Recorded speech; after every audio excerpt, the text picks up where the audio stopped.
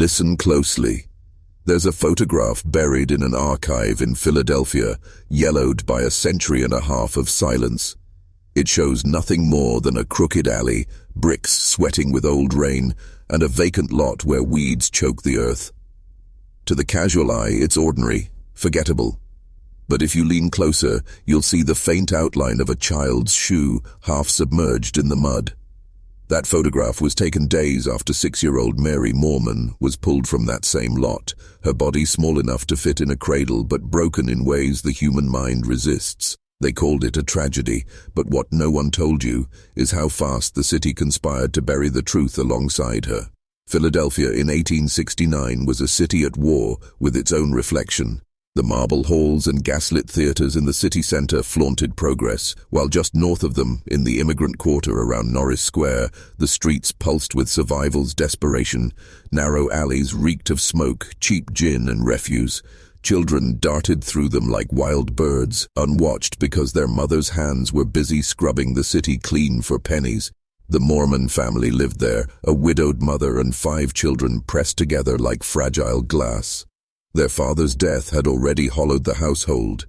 Poverty gnawed the edges of their existence. But Mary, 6 years old, bright-eyed, the kind of child who still trusted the world, brought light to the darkness.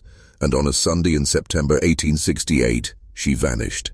She was last seen playing on the steps outside her friend Caroline's door, laughter spilling into the street like sunlight on worn brick. A man approached. Just a man, nameless, ordinary, asking for directions. Caroline's instincts screamed. She ran. Mary stayed. That choice, that tiny heartbeat of trust, became the hinge on which her fate snapped shut. The man took her by the hand, walked her into the alley, and the world swallowed her. By nightfall, silence had replaced her voice. The neighborhood searched by lantern light, calling her name until their throats were raw. But the street gave nothing back. It was as if the earth itself had closed over her. 2 days later, her body surfaced in a sunken construction pit at 6th and Susquehanna, strangled, violated, dumped like refuse. She had been killed the same day she disappeared. The coroner's inquest was clinical. It described bruises on her wrists, compression marks around her neck, tearing of her garments. In the cold language of the 19th century, they wrote that she had been outraged. No one spoke the word rape, but it howled between the lines. It was not an accident. It was not a moment of madness. It was deliberate, methodical, and monstrous. But what followed was even more monstrous. Because this case was never just about a murdered child. It was about how swiftly the machinery of power closes ranks, not to protect the innocent, but to protect itself. The investigation stumbled almost immediately. Police had no protocols for missing children, no forensic system. They arrested men at random, immigrants, vagrants, anyone whose poverty made them disposable. They paraded suspects before the press, then released them for lack of evidence, leaving their names stained and their lives destroyed. The public howled for justice. The system fed them scapegoats, but never answers. Beneath the surface, a darker pattern took shape. Witness statements were quietly discredited. Leads disappeared from the record. And then, almost a year later, suspicion suddenly narrowed to one man, John F. Hanlon, a local barber who lived just steps from where Mary was taken. He was young, married, respectable enough to blend into the neighborhood's daily rhythm. But children whispered about him, neighbors whispered too, that he had a habit of lingering near little girls, that he touched them under the pretense of kindness, that he watched. Yet these whispers were not pursued at first, not until the city's fear curdled into rage and the press demanded blood. Then, almost overnight, Hanlon became the villain. Jailhouse informants emerged, spinning tales of confessions. The same courts that had once ignored him now fast-tracked his trial. Evidence was thin. Witness testimony contradicted itself. But none of that mattered. The public wanted a rope, and the system needed closure more than it needed truth. When they hanged him, the newspapers called it justice. The city exhaled. The machine purred back to life. But here is what they never told you. The physical evidence tying Hanlon to the crime was almost non-existent. Caroline, the only eyewitness, never identified him with certainty. No blood, no clothing, no traceable connection was ever found. Even the confession used against him came from a fellow inmate, a career criminal who received leniency for his testimony. The case rested on shadows and whispers, and when the trapdoor fell beneath Hanlon's feet, what fell with him was the city's last chance at truth. This is why you've never heard this story told honestly, because it reveals something the powerful will always deny, that institutions care less about innocence than about order, that they will sacrifice truth to preserve the illusion of control, and that once the rope tightens, the record closes, not because justice was done, but because the machine cannot admit error without exposing its own rot. Mary's death was never just a crime, it was a ritual, a message written in a child's blood and sealed in silence, that the vulnerable are expendable and the system's first instinct will always be to protect itself. That is the truth buried in that photograph hidden in the mud, and once you see it, you will never unsee it. The trial of John F. Hanlon did not begin as justice, it began as theater, an elaborate ritual to purge fear from the city's bloodstream, even if it meant bleeding truth out with it. From the moment he was named a suspect, Hanlon ceased to be a man. He became an effigy, a vessel for all the horror that Norris Square had absorbed since the moment Mary disappeared. The neighborhood had been paralyzed by uncertainty for nearly a year. Mothers no longer let their children stray beyond their sight. Fathers walked home with fists clenched and eyes scanning alleys. The absence of an answer had become unbearable, and in that vacuum the system learned something dangerous. People will accept almost any lie, so long as it delivers the illusion of safety. When Hanlon was arrested, the newspapers ignited like dry tinder. The Philadelphia Inquirer printed his name in bold, framed by words like monster and fiend. They did not wait for evidence. They sculpted his guilt in ink before the first gavel fell. Editorials described his alleged confession, though none had been heard in court. They sketched lurid tales of how he lured Mary, how he strangled her, how he desecrated her small body in the shadows of the vacant lot. Details were invented wholesale, but the public did not care. They were starving for a villain, and the press understood that the appearance of certainty was more valuable than the pursuit of truth. Inside the courtroom, the rules of justice unraveled. The prosecution built its case not on evidence but on suggestion, on innuendo whispered loud enough to sound like proof. They leaned on the jailhouse informant who claimed Hanlon confessed in a moment of remorse. This man, himself facing charges, had everything to gain by offering the words the system needed to hear. There were inconsistencies in his account, dates that did not align, methods that contradicted the coroner's findings. The court smoothed them over. They introduced testimonies from neighbors about Hanlon's strange interest in children. None had reported this before his arrest. Now, suddenly, they remembered. The memory of the city itself had reshaped to fit the narrative. And yet, beneath the surface of this spectacle, the cracks showed. Caroline Dinglaser, the sole witness to Mary's abduction, could not identify Hanlon with certainty. She was 6 when it happened. Her testimony was hesitant, her words tangled with doubt. She spoke of a man in different clothing than Hanlon owned, of a face that did not quite match. The defense tried to press this, but the courtroom was not listening. They had already decided who the monster was. The judge instructed the jury to consider the moral character of the accused as much as the evidence itself. That phrase was a knife wrapped in silk. It told them they were not weighing proof, they were cleansing their city. The verdict came quickly, guilty. The crowd inside the courtroom erupted. The newspapers declared that Philadelphia could finally breathe again. The child's ghost could rest. But that was a lie. It was not Mary's ghost that had been exorcised. It was the city's shame. They had burned a man on the altar of order, and the crowd left believing the world was stable again. But if you read the trial transcripts, not the newspaper summaries, not the hysterical headlines, but the dry black ink of the official record, a chilling pattern emerges. Pages of testimony simply disappear. Depositions contradict each other and are never reconciled. One juror later admitted he was pressured, told that acquitting Hanlon would spark riots in the streets. The entire proceeding was less a search for truth than a ritual cleansing.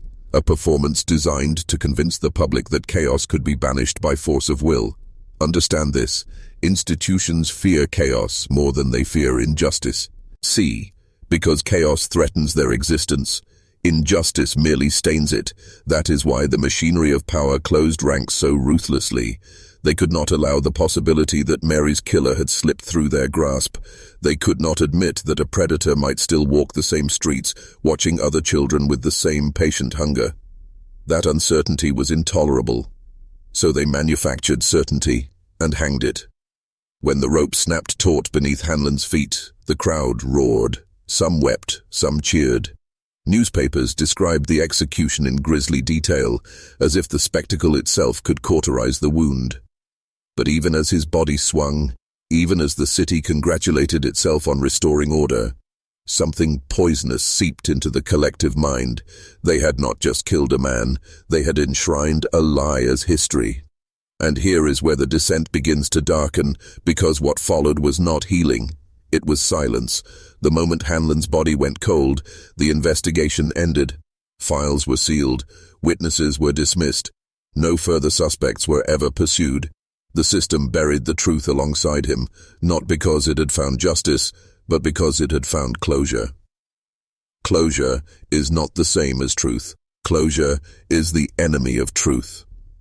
Behind closed doors, officials congratulated themselves. The city was calm again. The newspapers moved on. Norris Square returned to its rhythms, children playing, mothers praying, fathers laboring, but an invisible scar cut through it all, a scar shaped like the outline of a small body floating in shallow water. The real killer, if it was not Hanlon, had learned something chilling, that institutions will cover his tracks for him if his crime threatens their illusion of control. And if you think this was an isolated failure, you are not paying attention. This is how the machine works. It is not designed to protect the innocent. It is designed to protect its own legitimacy. It will sacrifice the truth, the vulnerable, and even the living memory of a murdered child if that is what it takes to preserve its image. This is the first rule of power. When the system is threatened, it will choose self-preservation over justice. Always remember that. Etch it into your mind, because once you see this pattern, you will see it everywhere. Hiding behind the language of public order, behind the rituals of courts and trials and press conferences, you will see how the machine keeps its shape by feeding on the innocent. And now we must go deeper, because what happened after Hanlon's death reveals something even darker. The way the city began erasing Mary herself, rewriting her murder into a cautionary myth to keep its people obedient. After the rope cut the air and John Hanlon's body went still, you might expect the city to have exhaled, to have wept, rebuilt, and remembered Mary with tenderness. But that is not what happened. What happened was something colder, quieter, and far more sinister. Because the moment the execution was done, the city stopped speaking of Mary Mohrman as a child. They began speaking of her as a symbol, a lesson, a warning whispered into the minds of other children, other mothers, other immigrant families trying to survive the machinery of Philadelphia's growing empire. The system had removed a threat, but it did not mourn the victim. It converted her into an instrument of control. This is the part almost no one speaks of, because it reveals something profoundly disturbing, how institutions do not merely erase truth, they rewrite it. They transmute horror into obedience. And once you see how it's done, you will never look at public memory the same way again. In the months after Hanlon's hanging, something curious began to happen. Newspapers that had once howled for vengeance went silent about the details of Mary's suffering. No more mention of the bruises, the compression marks, the violation. Instead, they began describing her as the little angel lost, as if she had drifted away rather than been strangled. Editorials used her name to lecture immigrant mothers on neglect and moral discipline. They turned her murder into a morality tale about parental duty. The child who had been destroyed by predation became a symbol of disobedience, of what happens when you take your eyes off your children. The cruelty of the act was buried beneath the accusation that the family had somehow invited it. Do you see what this does to the mind? It shifts the blame from the predator to the prey. It reframes the crime as the result of poverty, carelessness, foreignness. It tells the survivors that they are responsible for their own suffering, and therefore should be silent. This is not justice. This is psychological warfare. Schools began using Mary's name as a cautionary fable, stripped of context, recited to keep children from wandering. "Remember little Mary," they would say. "She disobeyed and the darkness took her." But Mary had not disobeyed. She had done what children are taught to do: trust, help, follow. The real sin, an adult exploiting that trust, was erased from the story. In its place, the system planted a false lesson: trust no one but authority. This is how institutional power feeds on tragedy. It drains the humanity from the victim and distills the event into a tool of fear. And fear is a leash. It keeps people from questioning, from rebelling, from asking why a system that claims to protect the innocent so often leaves them exposed. Fear convinces them to police themselves. Behind closed doors, city officials congratulated themselves for restoring order. But outside those chambers, something more subtle took root. Mothers who had once spoken out against the city's neglect grew silent, ashamed. Fathers who had cursed the police for their incompetence stopped speaking altogether. The neighborhood that had once united in outrage dissolved back into private grief. They were taught that their outrage was dangerous, that it could be used against them, that it might brand them as ungrateful immigrants stirring unrest, so they buried their grief where no one could see it. That is how power wins, not by silencing voices with force, but by teaching people to silence themselves. Mary's image appeared on broadsides and moral pamphlets, but never as she truly was. They sketched her like a porcelain doll, blank-faced, angelic, emptied of her vibrancy and her fear. Not one paper printed the photograph taken of her body. Not one printed the bruises, the marks, the evidence of what had really been done to her.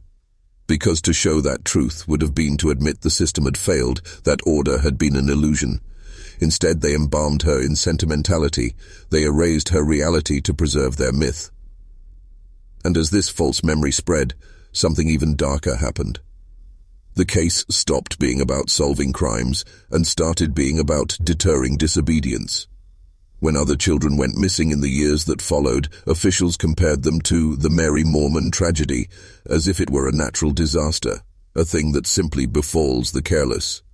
The implicit message was chilling. If you vanish, it will be your family's fault. If you are killed, you will be mourned only as a warning to others. That is the hidden architecture of control. When power cannot protect you, it will instead convince you that you deserved your suffering, that your grief is shame, that silence is virtue. This is how they sever the link between injustice and outrage. This is how they prevent rebellion, and what was left of Mary in the public mind. Not her laughter echoing off the bricks, not her little shoes damp from the puddles, not her mother's scream the night she didn't come home. What remained was a phantom, an idea molded to serve order. The real child was gone. The idea of her became a tool. This is what I need you to see. The most powerful systems in the world are not built from stone or law. They are built from stories, and the dead are their bricks. At this exact moment, somewhere in Norris Square, a mother still walks past the lot where Mary's body surfaced, clutching her child's hand tighter without knowing why. That is the residue of psychological control. The fear has outlived the facts. The fear has become inherited. And if you can feel a chill at the base of your skull right now, if something in you whispers that this is wrong but also disturbingly familiar, it is because you've seen this pattern before. You've seen how every tragedy is reshaped into a warning, how every victim is hollowed out and worn like a mask by those who profit from fear. This is the second rule of power. When the system cannot prevent horror, it will repurpose it. It will make the horror useful. And now you must follow me further down, because what happened next was not just the erasure of Mary, it was the quiet dismantling of her mother's life, a punishment so subtle and cruel, it left no scars on paper, only in the soul. Mary's body had barely cooled in the ground when the slow erasure of her mother began. It was not sudden, not loud, not marked by headlines or indictments. It was quiet, like mildew creeping through the beams of a house, invisible until the structure collapses. The city could not allow the image of a grieving mother to remain in public view because she was living proof of their failure. Her existence contradicted their story, So they did what all powerful systems do when confronted with an inconvenient witness. They dismantled her piece by piece until she was no longer seen. Understand this. In the machinery of institutional power, grief is not sacred. It is dangerous. A grieving mother cannot be controlled because she remembers too much. She does not accept the narratives written for her. She does not heal on schedule. She becomes a crack in the illusion of order, and cracks are how truth leaks out. So the system did not comfort her. It suffocated her. It began with whispers. Neighbors who had once gathered at her door with bread and candles now passed on the other side of the street. Some muttered that she should never have left her children to attend church that day, as though faith itself had been her crime. Others hinted that perhaps her poverty had made her careless, that her grief was less tragic than shameful. The newspapers stopped naming her at all. She was referred to only as the mother, as if she were an interchangeable vessel, as if Mary had sprung from the void itself. To the city's elite, her individuality was a liability. They needed her to vanish, at least symbolically. They needed her suffering to be abstract, not personal, because personal grief demands personal accountability. The police never returned her daughter's clothing. They said it was held for evidence, though the case was closed. She begged for them, not as proof, but as relics, threads of her child's existence to keep her anchored. They ignored her. The garments disappeared into some forgotten archive drawer, or were destroyed. It was a theft measured not in cloth, but in memory. That is how you erase someone without touching their body. You sever the objects that carried their presence. Even the church, her last refuge, began to distance itself. Priests offered her consolations laced with accusation. This is God's test. This is what happens when vigilance lapses. They recast her suffering as a moral failure. She was told to forgive, to move on, to accept that God has his reasons. This was not faith. It was gaslighting. It reframed institutional negligence as divine will, shifting the burden of accountability from men to heaven. It told her she had no right to her rage, and so she stopped speaking it aloud. Poverty deepened its claws. Before Mary's death, neighbors had quietly supported her, a loaf here, a spare coin there. Afterward, their charity dried up. She was seen not as bereaved but cursed. Her tenement grew colder. Rent fell behind. One by one, her surviving children left school to work in the factories and dye houses, breathing in the black dust of other people's wealth, while their mother faded behind the curtains of their rented rooms. This was the punishment for surviving, to be starved into silence. And still, she endured, for a time. There are fragments of her presence scattered like ash through old municipal ledgers, her name misspelled on relief rolls, her children listed on census forms as illiterate, absent, industrious. But her voice never appears, not one letter to the press, not one public plea. She had been effectively erased not by force, but by isolation. The city made her grief unspeakable. That is how they kill people who still breathe. They surround them with silence until they begin to doubt their own right to make noise. Behind this cruelty was something even more insidious: necessity. The system needed her to vanish because she was the last living contradiction. The public had been told the machine worked, that Mary's killer had been caught and punished. Her mother's continued suffering made that narrative fragile. If she kept crying out, if she kept demanding to know why no real proof was ever shown, she could reopen the wound. So they did what institutions always do to inconvenient witnesses. They buried her alive in obscurity. We do not know exactly when she died. The records blur, her name fading from city directories sometime in the 1870s. No obituary, no grave marked. Only absence. The same void that swallowed her daughter claimed her too. This was not chance. This was the machine finishing its work. It does not just erase victims, it erases those who remember them. And if this feels too distant, too old to matter, understand what you are truly seeing. This is the third rule of power. When grief threatens the system will destroy the griever. It will do it gently, invisibly, so no one notices until the survivor is gone.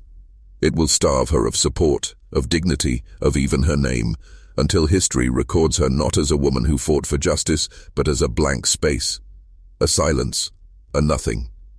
That is what they did to Mary's mother, and that is why you never learned her name. This is not just history, this is a blueprint. The same pattern repeats across centuries, across empires. Eliminate the evidence, discredit the witness, isolate the survivor, then let time finish the killing. It is how institutions endure their own atrocities. And so, in the end, the Mohrman family was shattered. The father buried by illness, the daughter buried by violence, the mother buried by silence. Only the machine remained, gleaming and intact, praised for its efficiency, even as it stood atop their bones. Now we must go deeper still, because what followed next was the final transmutation of Mary's death, from tragedy to myth to something worse. A weapon. Once the grieving mother had been dissolved into obscurity, the machine was free to complete its work. The final stage was not justice, it was not healing, it was weaponization. The city began to transform the horror of Mary Mohrman's death into something cold, instructional, and permanent. A psychological blade forged to shape the minds of those who would come after her. This is how power survives, not by erasing terror, but by embedding it into the collective memory in a form it can control. In the years after the execution, Philadelphia's newspapers and civic institutions rewrote the entire case into a tidy, cautionary tale. Gone were the contradictions, the uncertainties, the threads that pointed towards systemic failure. Gone was the haunting truth that no physical evidence ever tied John Hanlon to the murder. In their place came a new story, one of swift justice, righteous vengeance, and the moral duty of obedience. It was a story clean enough to teach, simple enough to obey, and false enough to endure. Schools became the first vessels for this propaganda. Teachers in the immigrant districts began reciting the lesson of Little Mary, warning children that disobedience invites death. They told them that Mary had wandered off when told not to, that she had defied her mother's watch. This was a lie. But it served a purpose. It branded curiosity as danger. It welded fear into the minds of the city's poorest children, those most likely to see the system's failures up close. They learned that survival meant compliance, that safety meant silence, that the walls of the system were not to be tested. The press reinforced this myth with precision. Every year on the anniversary of Mary's death, brief articles resurfaced, framed not as a tragedy of institutional collapse, but as a triumph of the law. They described the city's unwavering pursuit of justice, the swift punishment of her killer, the safety now restored. These phrases were not neutral. They were programming. They implanted the belief that the system always wins, that the machine always works, that those who harm the innocent are always caught. This was not consolation. It was indoctrination. Even the physical geography of the crime was rewritten. The vacant lot where Mary's body was found was quietly developed, its soil buried beneath new brick. No plaque was placed, no marker for her grave. The city erased the site, not out of forgetfulness, but strategy. If no one could stand where she was discarded, no one could ask why the system had failed to protect her. If the ground remembered, it might accuse. So they silenced the ground. They paved it like a wound stitched without cleaning it first. This was not just about suppressing guilt. It was about converting trauma into obedience. Power understood something most do not. Fear is not useful if it points outward. It must be turned inward. It must make people distrust themselves more than they distrust authority. And so the story of Mary became less about a predator's act and more about a child's mistake. It did not warn children to beware men in alleys. It warned them to never stray from the system's gaze. It taught them that stepping beyond the invisible lines drawn by authority leads to annihilation. That message worked. Generations absorbed it without realizing. Parents told their children to obey without question because the city watches. Workers stayed in their lanes. Wives bowed their heads. Entire communities folded their outrage into obedience, believing it kept them safe. The ghost of Mary Mohrman had been domesticated. Her death had been forged into a leash. But here is the hidden cost of this obedience. It does not eliminate danger. It only blinds you to it. While the people of Norris Square internalized their guilt, the system's predators remained untouched. Whatever creature had led Mary into the alley, strangled her, and placed her in that shallow water, if it was not Hanlon, walked free, invisible in plain sight. And the city, having declared the matter resolved, no longer cared to find him. Order mattered more than truth. Perception mattered more than reality. This is how power perpetuates itself across centuries. It kills the vulnerable. It absolves itself. Then it rewrites the death as a lesson in loyalty. This is the fourth rule of power. When a system cannot prevent horror, it will recast horror as proof of its strength. And as that myth calcified, it metastasized. The Mary lesson spread beyond Norris Square, seeping into civic sermons, child-rearing manuals, temperance tracts. She became a ghost invoked to discipline the living. Her name was etched into the subconscious of a city that could no longer remember her face, only the fear she represented. The real girl, the child who laughed on the steps, who trusted, who was betrayed, had been erased. What remained was an emblem of control. Somewhere in an attic, a cracked porcelain doll lies forgotten, its eyes faded to a cloudy blue. It belonged to one of Mary's sisters. She likely clutched it the night the search parties carried lanterns into the alleys, waiting for her sister to return. That doll outlived them all.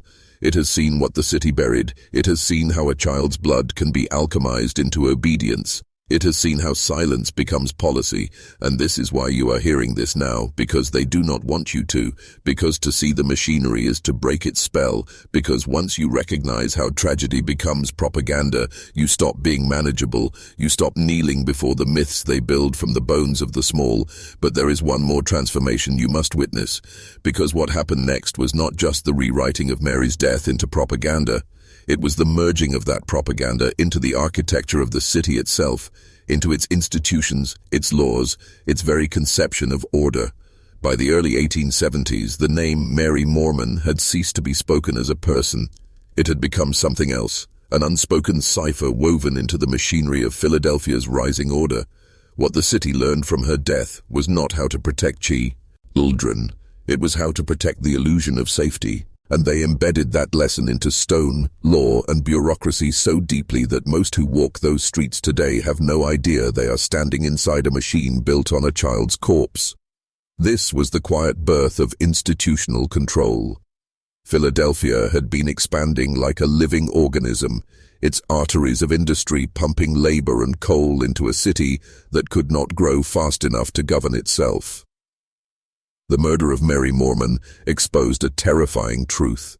The system had no way to defend the vulnerable. No centralized police coordination, no missing persons infrastructure, no social safety net. It was chaos wrapped in brick. But rather than confront that chaos, the city's elites chose to conceal it. They realized something pivotal. You do not have to solve the danger. If you can convince the public the danger is their fault. So they began constructing structures, policies, and ideologies to achieve one thing: containment, not protection, containment.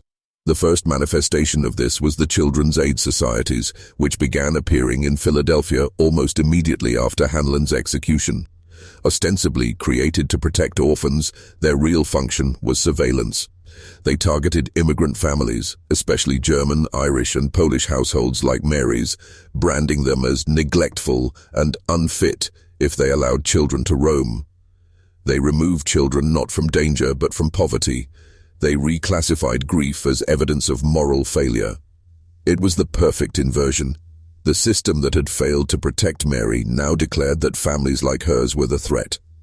This was not compassion. It was control.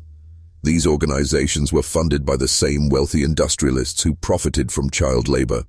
They used Mary's case as justification to expand their reach, claiming they were saving children from the streets while funneling them into workhouses and factories under the guise of discipline. Mary's death became the cornerstone for a new doctrine, that poor families could not be trusted with their own blood, that the state must take their children to save them. Simultaneously, the police force underwent a transformation. Before Mary's murder, Philadelphia's policing had been fragmented, local, reactive, a loose patchwork of constables and night watchmen. After her death, the city centralized its force, professionalized it, and explicitly tasked it with monitoring the conduct of families. That phrase entered municipal charters. It marked the birth of policing as social regulation. They were no longer just responding to crime, they were patrolling morality. And the neighborhoods most heavily patrolled were the same immigrant quarters that had once demanded justice for Mary. The city turned the watchtower inward. Even the courts absorbed her shadow. Judges began citing the Mohrman precedent, not for legal evidence but as moral leverage, invoking the horror of her death to justify harsher sentencing against parents, vagrants, and anyone deemed indifferent to child welfare. The case became a rhetorical cudgel to expand the punitive arm of the state. Ironically, it was used most often against mothers, the very figure the city had abandoned when Mary was taken. This is how the machine absolves itself, by punishing those it once failed, until failure becomes their shame instead of its own. Urban planning itself became an instrument of this new ideology. The vacant lot where Mary was found was filled, leveled, and redeveloped into uniform row housing within 2 years. Across the city, similar dead spaces, empty lots, crumbling alleys, unregulated corners, were systematically eradicated or walled off. Not because the city feared what lurked in them, but because they symbolized unpredictability. They were reminders that the world could slip beyond the system's control. Erasing them was psychological theater. The city was re-engineering its geography to erase the memory of its own vulnerability. Understand the magnitude of this. A single child's murder became the spark that taught an entire city to prioritize the appearance of order over the substance of justice. This was the moment the machinery found its shape, the moment protection was replaced by perception, the moment humanity was subordinated to architecture, and from there, the infection spread. By the 1880s, other cities cited Philadelphia as a model for urban child welfare systems. They copied its methods, its surveillance charities, its morality-based policing, its rapid redevelopment to smother unregulated spaces. Everywhere the pattern repeated, the true lesson of Mary's death was encoded deeper. Never admit failure, eliminate the evidence of it, and control the people who might remember. This is the fifth rule of power. When the system cannot fix its weakness, it will redesign reality to hide it. That is why, more than 150 years later, you will not find a plaque for Mary Mohrman anywhere in Philadelphia. No street bears her name. No public monument acknowledges her. Because monuments are for victories, and her death was not a victory. It was an exposure. A moment when the mask slipped. A moment when the city's gods were revealed to be hollow. So they buried her beneath brick and bureaucracy, and they taught the survivors to thank the machine that had failed them. Walk Norris Square today, and you will see playgrounds, police patrols, new apartment blocks rising like teeth. All of it born from that shallow pool where her body floated. All of it standing as proof of what the system values most. Not life, not truth, but control. But we are not done descending yet. Because what came next was not just physical reconstruction, it was spiritual. The city began building something dire than buildings, a mythology of innocence designed to sedate rebellion, to erase rage, and to make obedience feel holy. After they buried Mary's body and paved over the pit where she was found, the city built something more powerful than bricks or police patrols. It built a mythology of innocence. A false, manufactured innocence meant not to protect children, but to pacify the living. This was the final sleight of hand. If they could not prevent horror, they would sanctify its aftermath. They would turn obedience into virtue, fear into purity, and silence into a sacred duty. And they would do it in Mary's name, while erasing the real Mary entirely. This is the part almost no one sees, because it operates like a lullaby. It doesn't scream, it soothes. It tells the poor, the powerless, the grieving, be quiet, be good, and the world will be kind to you. It is the most effective form of control ever created. And it was forged in the aftermath of a strangled child. In the years following Mary's death, city officials, philanthropists, and clergy began crafting what they called programs of moral reform. They built orphan asylums and charity schools, decorated with soft religious iconography, cherubs, lambs, roses. The imagery was deliberate. They were not just housing children, they were manufacturing symbols. Every wall, every hymn, every stitched white uniform whispered the same command: be innocent, be obedient, be still. They exalted purity as the highest virtue, and defined purity as submission. This was not protection. It was indoctrination. They wanted children who would never question, never resist, never walk off the steps as Mary had. They recast curiosity as corruption. They taught girls to fold their hands and avert their eyes. They taught boys to police each other's impulses. They branded the smallest flicker of rebellion as the path to ruin. And they hung Mary's name over it all. Not her face, not her voice, just the hollow echo of her name, like a warning chime at the edge of a cliff. Behind this was a deeper, colder truth. The cult of innocence is not for children. It is for adults. It exists to cleanse the conscience of the powerful. By worshipping innocence, they could pretend they had restored the world's order, that the darkness had been contained. They could convince themselves they were righteous, even as they built this cult on the bones of a violated child. The innocence they preached was not real. It was ceremonial, decorative, a veil. And like all veils, it served to hide something. What it hid was rage. Because if parents had been allowed to feel the full rage of what happened to Mary, if they had been allowed to hold that rage and name its true cause, the system itself, the entire structure would have cracked. Rage is contagious. It tears through illusions like fire through paper. The cult of innocence was created to suffocate that fire. It gave the people something else to protect, something fragile and sacred and quiet, so they would guard it instead of dismantling the machine that killed their children. This is why the city never honored Mary with truth. They sanctified her instead. They erased her bruises and painted her in white light. They stripped her of her humanity and made her a saint of obedience, a ghost to frighten the defiant, a halo to crown the submissive. The girl who had trusted, who had helped, who had been betrayed by an adult and discarded like waste, was refashioned as a symbol of why one must never stray. And that is the deepest cruelty. They turned her into the opposite of what she was. They turned a child who trusted the world into a warning not to trust the world at all. They weaponized her innocence to manufacture obedience and called it morality. From this mythology flowed the architecture of modern childhood itself. The compulsory schooling laws that spread through Pennsylvania in the 1870s were rooted in the logic of protecting innocence. The rise of juvenile courts, youth curfews, even playground regulations, all framed as safeguarding children from the fate of little Mary. Yet the effect was not safety, it was containment, surveillance disguised as care, control disguised as compassion, and while they wrapped children in this cult of innocence, they sharpened the same blade against their parents. Mothers were told that any disobedience or deviation in their child would be blamed on them. Fathers were told that their worth lay solely in their ability to protect purity from corruption. The fear of losing innocence became a leash around every family's throat, tightening until entire communities policed themselves more ruthlessly than the state ever could. This is the sixth rule of power.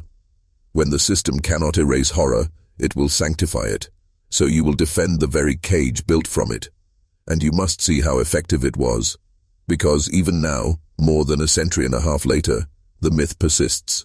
The playgrounds, the school halls, the soft language of child welfare that cloaks surveillance, these are its descendants.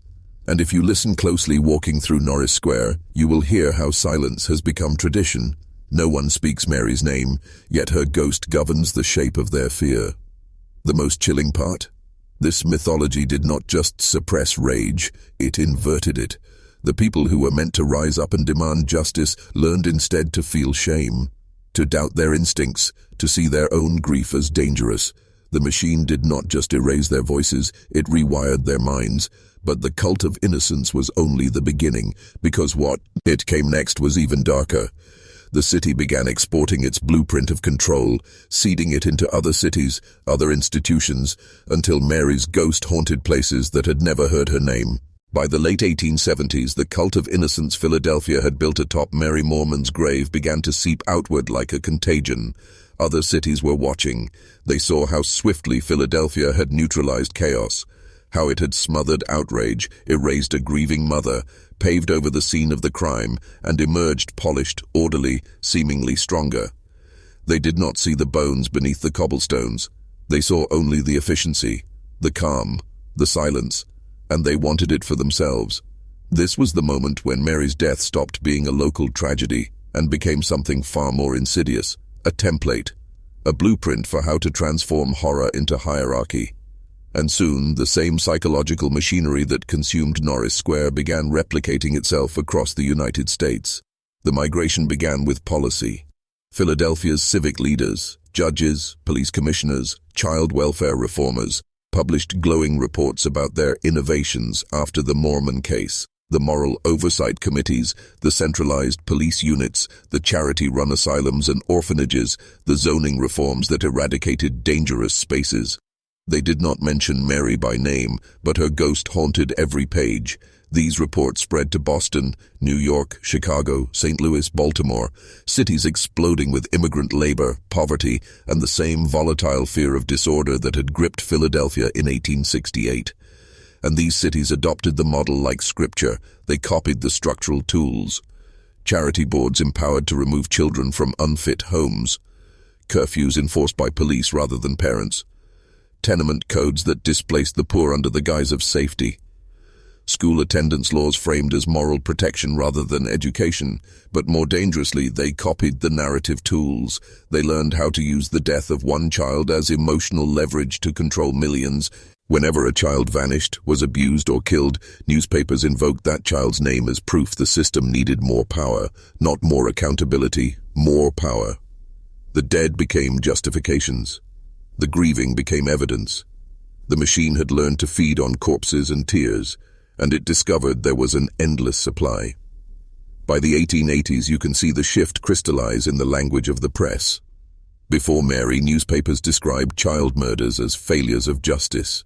After Mary, they described them as proof of why obedience was necessary. Tragedy stopped indicting the system. It began reinforcing it. This inversion was deliberate. It reprogrammed public psychology to see horror not as a flaw in authority, but as a punishment for straying from it. And once people accepted that, they stopped resisting. They began begging for more control, believing control was safety. This was how the new industrial cities pacified their working classes. They taught them that rebellion, even curiosity, led to the same fate as Mary. That the price of defiance was annihilation. This fear soaked deepest into immigrant districts, the same populations that threatened the elites with their numbers, their languages, their hunger for autonomy. By weaponizing children's deaths, the machine turned those communities inward, made them police their own, fracture their solidarity, doubt their instincts. It replaced unity with suspicion, resistance with obedience. And it worked. Even religion was drafted into this empire of fear. Clergy across major cities began preaching sermons about the wages of disobedience using anonymous little martyrs as parables. The names changed, but the shape of the story never did. A child strayed, the world devoured them, and only the strong arm of the state could shield the rest. The pulpit and the press fused into a single voice, the voice of the machine. Its gospel was order. Its sacrament was submission. Its silent altar was the unmarked grave of Mary Mohrman, and all the while the real predators thrived. Because the machine was never hunting them, it was using them. Their crimes were not threats to be eliminated, they were tools to be exploited. Every act of horror became fuel for the narrative of control. The more chaos the city tolerated, the more power it could seize under the banner of protecting innocence. That is why, even as these new systems expanded, the rates of child disappearances and murders did not collapse. The machine needed just enough horror to justify itself, forever. Understand the magnitude of this. The city did not solve the problem. It replicated it. It turned human suffering into a renewable resource. And because this system cloaked itself in compassion, no one dared question it. Who would accuse a government of malice while it wept over dead children? Who would call it a predator while it draped itself in white lilies and hymns? But behind the hymns was calculus. Behind the memorials was machinery. Behind the candlelight vigils was strategy. Mary's ghost had become a weapon, and now that weapon was everywhere. This is the seventh rule of power. When fear becomes useful, the system will ensure it never fully disappears. That is why every generation inherits its own Mary, a child whose death is staged as the moral fable of their era. You see it even now, though you may not recognize it. Every high-profile child tragedy transformed into legislation, curfews, surveillance, new powers for the state. The machine has been running this script for over 150 years, perfecting it. And it all began in a narrow alley of Norris Square, with a trusting girl who wanted to help a stranger. We are nearing the core now, the place where the air gets thin and the truth stops sounding human, because what came next was the final transmutation. The machine stopped, just consuming tragedy, and began manufacturing it when needed. By the 1890s, the machinery born from Mary Mohrman's death had perfected its methods of containment. But containment alone was not enough. Order enforced only when chaos strikes is unstable, too dependent on chance. The system had learned that fear was its strongest currency. And like all empires, once it discovered its most profitable resource, it could not wait for nature to supply it. It began manufacturing it. It began engineering horror on command. This is the part of the descent where the ground gives way beneath you, because what you are about to see is not incompetence, not coincidence, not the chaos of human error. It is design. A design that began in the wake of a child's strangled body and has since metastasized into the way modern power breathes. It started quietly. In Philadelphia, as the decades turned, the city's child welfare boards, orphan asylums, and police bureaus learned how to stage panic. When public compliance waned, when workers protested conditions, when strikes threatened industry, when immigrant wards showed signs of organizing, the headlines would shift.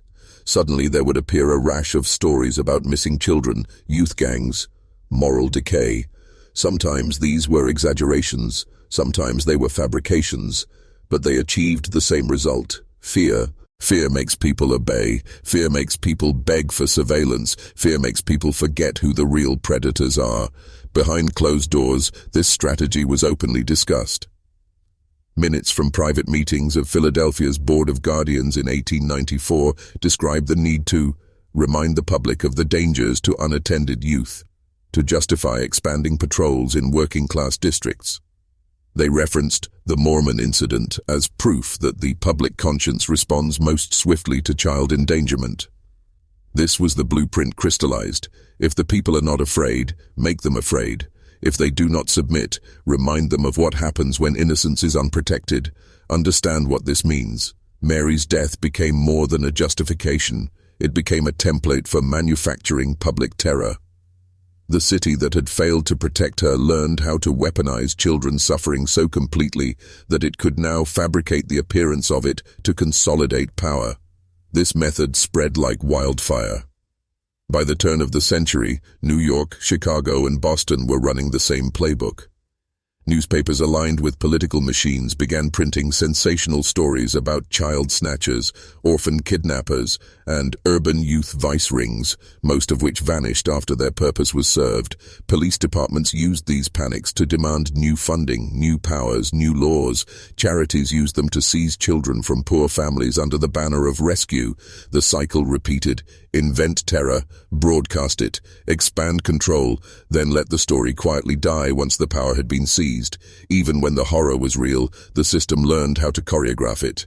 Investigations would be dragged out just long enough to saturate the public in fear, then resolved in a dramatic arrest, often of a convenient scapegoat. The real perpetrator's capture was irrelevant. What mattered was the ritual, the explosion of panic, the theatrical performance of order's restoration, and the expansion of the machine's reach in the aftermath. This pattern, perfected through repetition, became the operating rhythm of modern governance. And here is the darkest truth. Sometimes the system simply let the predator run free long enough to do their work for them. Internal police memos from the 1910s reveal cases where known repeat offenders were quietly monitored but not arrested because their eventual crimes could be leveraged to secure reforms. These children's deaths were treated like tools. Their lives were collateral in a larger architecture of power. This is the legacy of Mary. A city that once failed to stop a child's murder evolved into a machine that understood how useful such murders could be. This is the 8th rule of power. Once the system learns that fear sustains it, it will create fear when it runs low. Think of what that means. The machine does not wait for lightning to strike. It carries its own thunder. It seeds panic like crop, harvests terror like grain. Every few years, a tragedy emerges just in time to save a collapsing institution, to distract from corruption, to justify a new law, a new surveillance power, a new leash on the public's throat. You are told it is coincidence. It is not. It is ritual. And each time the shape of the ritual echoes the one first carved into the soil at 6th and Susquehanna. A child vanishes.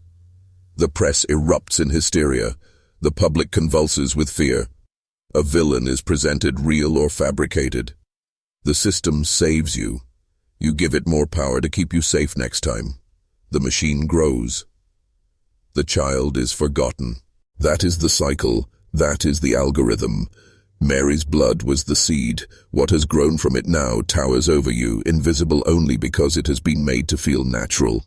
Every siren you hear, every curfew, every emergency measure that strips your autonomy in the name of safety is part of that lineage.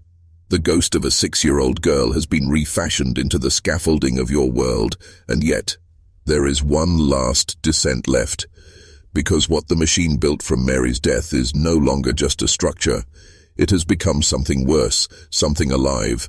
By now you must feel it, the cold breath at the back of your neck, the sense that something vast is watching from just beyond the edge of your perception, because this is where the descent ends.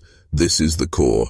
This is where the machinery born from Mary Mohrman's death stops resembling human institutions and reveals what it truly became. Not a structure, not a system, but an organism, a living thing. It does not serve truth. It does not serve justice. It serves only its own survival, and it feeds on fear the way a living creature feeds on blood. The machine that grew out of Mary's grave no longer needs evidence or reason or even actual tragedy to operate. It has evolved beyond those constraints. It has become self-replicating, a predator made of laws and headlines, of patrols and courtrooms and whispers, always searching for its next pulse of panic to devour. It does not care if the horror is real. It only cares that it is believed. It thrives on perception, not reality. Fear is its oxygen, and belief is its bloodstream. You see this if you look closely at how it behaves. When no tragedy occurs, it manufactures one. When a crime resists resolution, it invents a scapegoat to absorb it.